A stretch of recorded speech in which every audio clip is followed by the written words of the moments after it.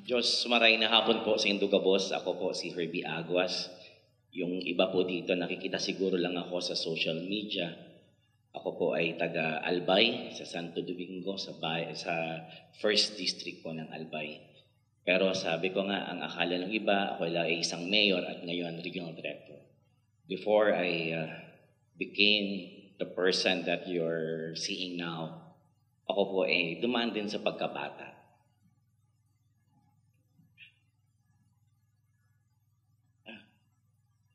Asa na yun? Ayan. Lumaki po ako sa farm. Pero, tandang-tanda ko po lahat. At marami pa akong pictures na pwede kong patunayan po yan. Yan po. Sana makapasyal kayo dyan.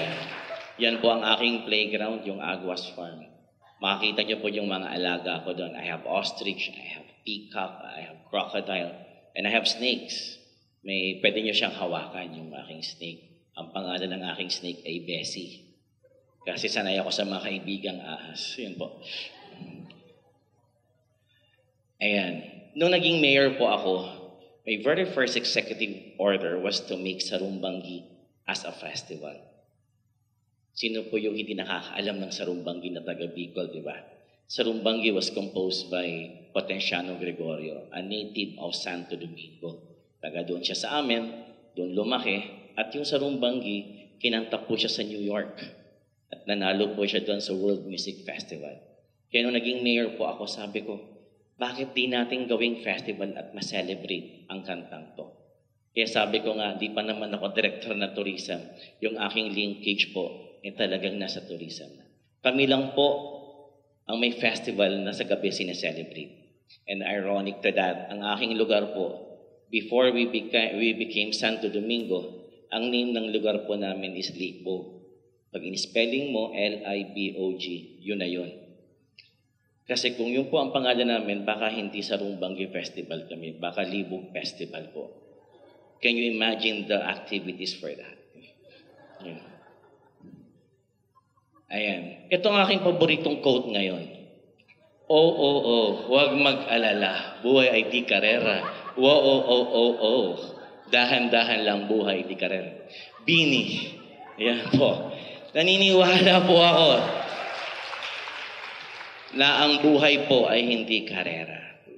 Ang buhay ay hindi po pahabaan. Ang buhay po ay pasayahan. We have to relax. We have to enjoy it. We have to have vacation. Kaya kung paano natin i-enjoy yan, let me tour you around sa Bicol region. What's more in Bicol? Kasi pag sinabi natin Bicol, it's either the Mayon Volcano at yung mga maanghang na pagkain. Pero there's a lot more. Sa mga hindi pa po nakakaalam, ito po yung mapa ng Bicol region. Doon po sa Cam Norte, sa bayan po ni Conyo.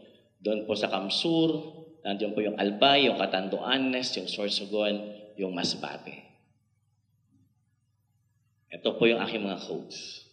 True love does not need to be forced. It does not have to be hard. Feeling true love should be easy because a forced love will never last. O, diba? Kasi po, dito sa Cam Norte, talagang mai-in-love ka po. Ang ganda po ng mga isla sa Cam Norte. Yan. Kanina na-mention po ni Conyo, yung pineapple ng daet, matamis po siya. Mas matamis pa po sa ex nyo. And this is my favorite place. During the time that I was a mayor, pag masyadong stressed na ako, dyan po ako pumupunta sa Calaguas. And last year, 2 cruise ship po ang pumunta sa Calaguas. Yung mga foreigners nating bisita, sobrang na-inlove po sa Calaguas. You should visit it. And Bagasbas Beach. Ito po yung birth of the surfing in the Philippines. Hindi po lingid sa kaalaman ng karamihan, hindi po Siargao yung nauna. Tayo po nauna dito sa Bicol, doon po sa Bagasbas, sa Daep po. And yan, paborito ko rin yan. Surprisingly, during the pandemic, may mga magandang nangyari din. Nung naglinis po yung mga tao during pandemic, yung mga member ng sa Tupad, di ba? Naglilinis sila. Ang daming na-discover ng mga falls. And one of the pinakamaganda dyan, yung Maligaya Falls. Ang gaganda ng falls doon, kasama na yung mga pa-falls. At yung mga iba pa po na mga, mga binabalik-balikan ko doon. Ayan po. And of course, baba tayo ng konti. We go to Camarines Sur. Camarines Sur is known as the capital for the water sports. Ayan, yung Caramoan Island. Napakaganda po dyan. Bakit po kilalang kilala yung Caramoan? Not only in the Philippines but in the entire world. Kasi po dito ginagawa yung Survivor Series. Ang ganda po ng mga tourist arrival nila, even foreign guests, ang dami po talaga. Ayan. And of course, CWC, andyan po yung wakeboarding. And not only wakeboarding ang ginagawa doon, may mga ATV na, may golf, at kung ano-ano pa pong mga sports. Ayan, this is my favorite, the faith tourism.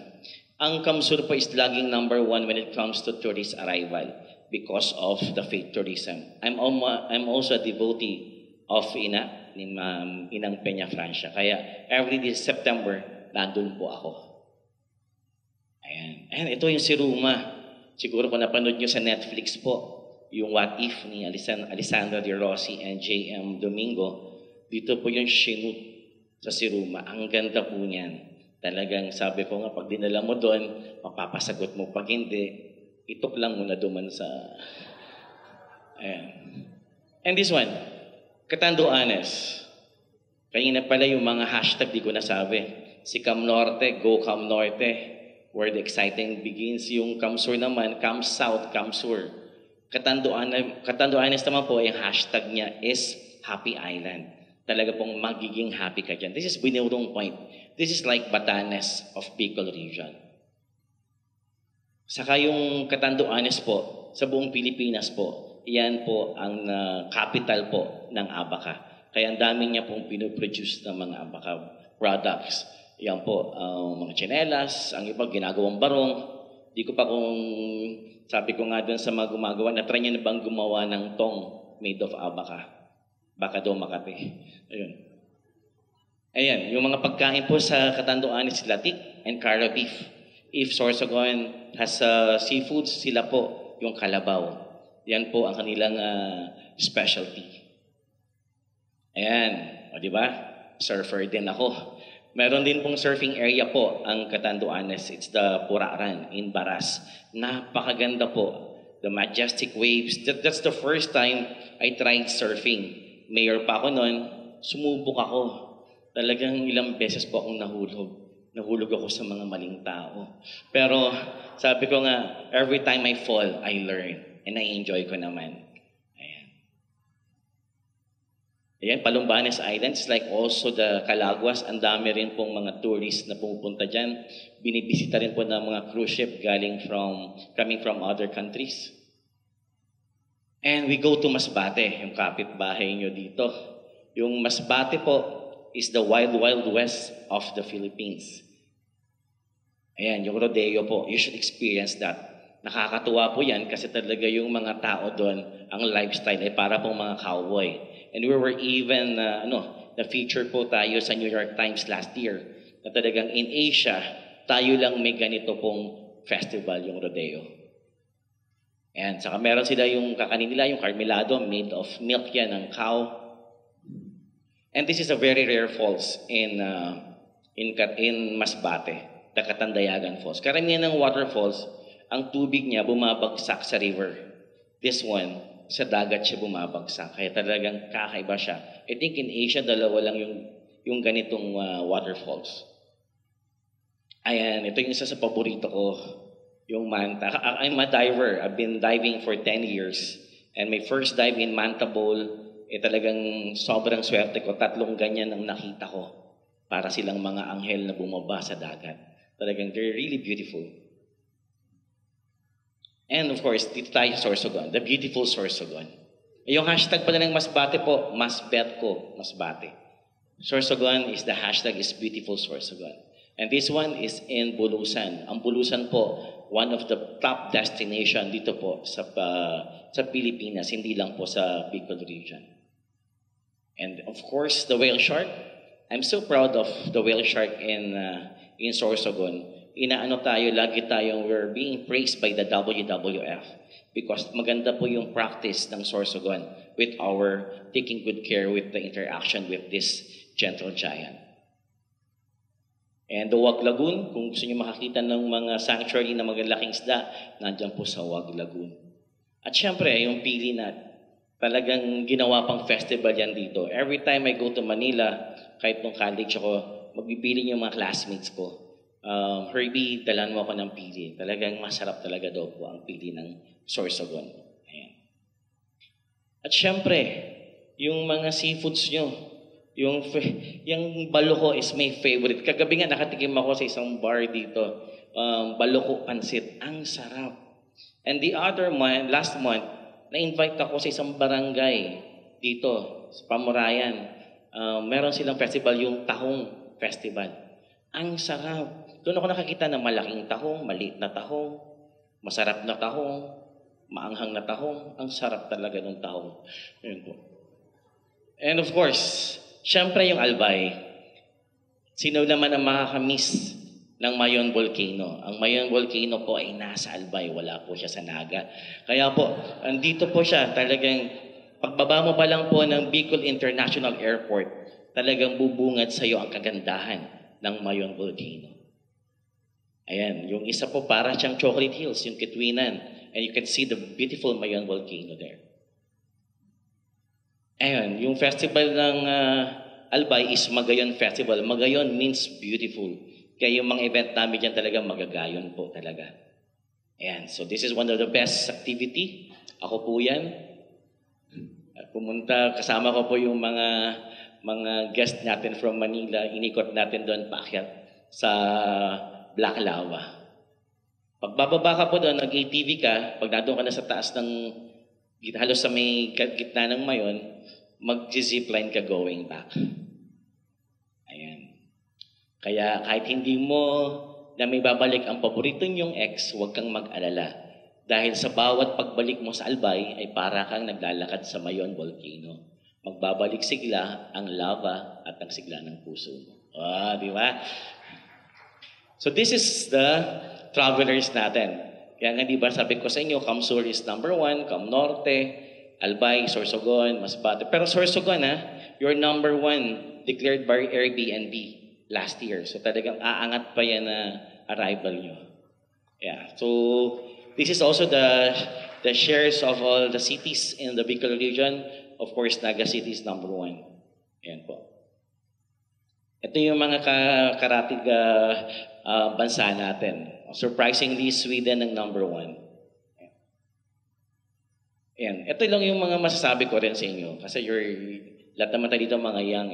Explore.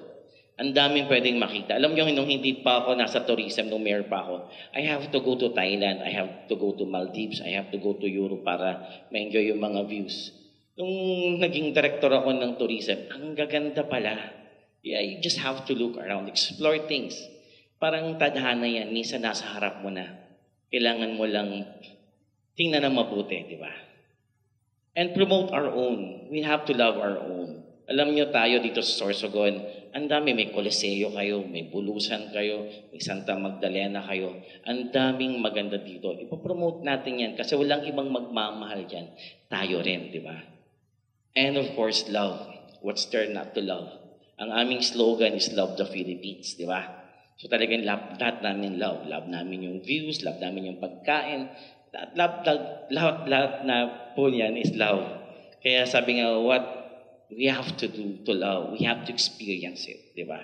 Kaya nga pag nagmamahal tayo, di ba? We are excited, we are energetic, we are inspired, di ba?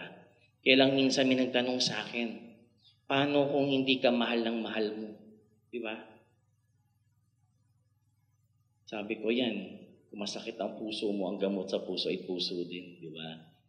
Kasi minsan, I never believe in time heals. Time will only prolong your agony. Diba? Diba, Ma'am Asia? Ayan. So, yun lang po. At yung masabi ko lang, love TEDx, love Bicol Region, love Sorsogon, love the Philippines. Diyos mabalos po.